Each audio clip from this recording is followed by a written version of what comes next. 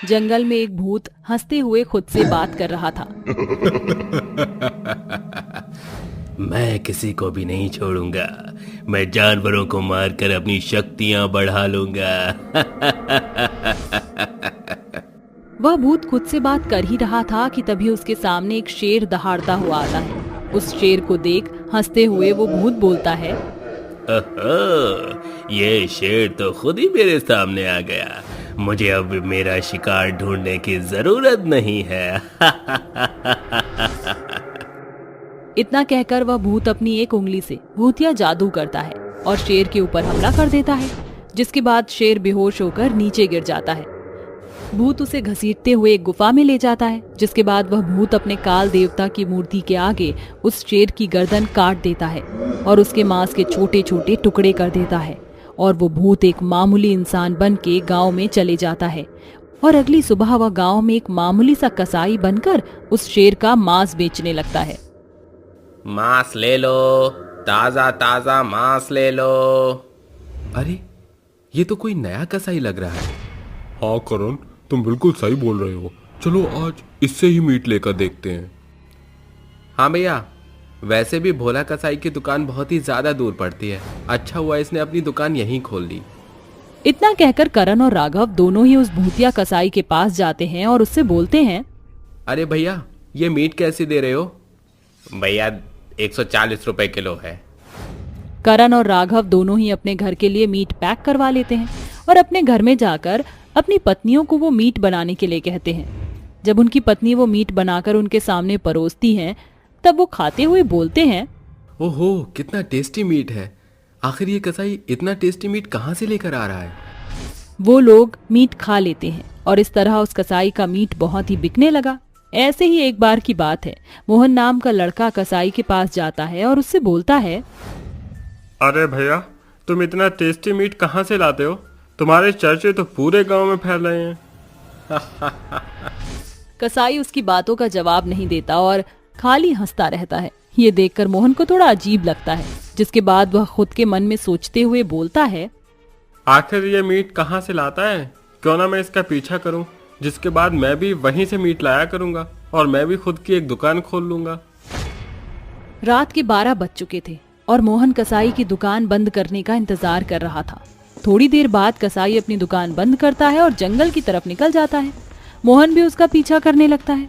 वो देखता है कि वो मामूली कसाई एक मामूली इंसान से एक भूत में बदल जाता है। ये देखकर मोहन डर जाता है और जैसे ही डर के भागने वाला था कि तभी कुत्ते के भौंकने की आवाज आने लगती है। उस कुत्ते की आवाज सुनकर मोहन एक बार फिर डर जाता है और डर के मारे वो एक पेड़ के पीछे छुप जाता है।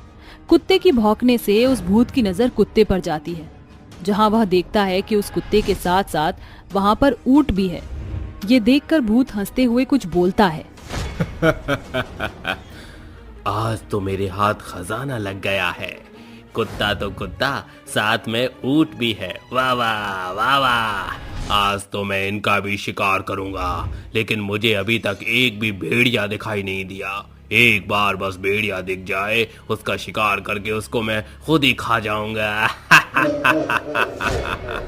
मोहन उस भूत की सारी बात सुन लेता है, जिसके बाद मोहन के डर के कारण पसीने छूटने लगते हैं।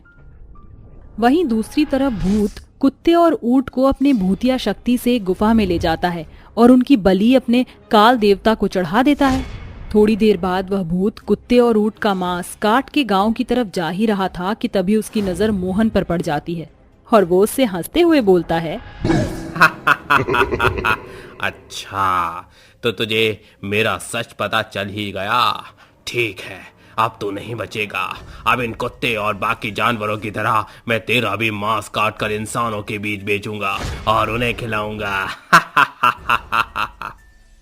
इतना कहकर वह मोहन को मारने के लिए अपने दोनों हाथ लंबे करता है कि तभी उसके सामने एक चमकती हुई आंखें दिखाई देती हैं और थोड़ी देर बाद उसके सामने एक भयानक और खूंखार भेड़िया आ जाता है। वह खूंखार भेड़िया मोहन के पीछे पड़ जाता है। मोहन जैसे तैसे भागते हुए पेड़ पर चढ़ जाता है, जिसके बाद भूत भेड़िए को देखते हुए बोलता है, काल देवता जब भी देता छप्पर फाड़ के। वाह, इंसान तो इंसान, अब तो भेड़िया भी आ गया। अब मैं इस भेड़ियों को खाकर अपनी शक्ति बढ़ा लूंगा।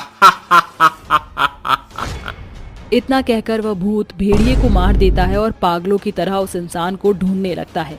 थोड़ी देर बाद उस भूत की नजर पीपल के पेड़ के ऊपर जाती है जहाँ पर मोहन छिपा हुआ था। ये देख कि उस भूत ने मोहन को देख लिया है, मोहन दौड़ते हुए अपने गांव की तरफ जाने लगा कि तभी मोहन को एक तांत्रिक बाबा दिखाई देता है। बाबा बाबा, मुझे बचा लीजिए, ये भूत मुझे मार देगा। उसकी आंखों को पढ़कर तांत्रिक सब कुछ समझ जाता है और जैसे ही वह भूत उसके सामने आता है कि तभी तांत्रिक उससे बोलता है, तू कौन है और इस तरह जानवरों को मारकर क्यों बेच रहा है?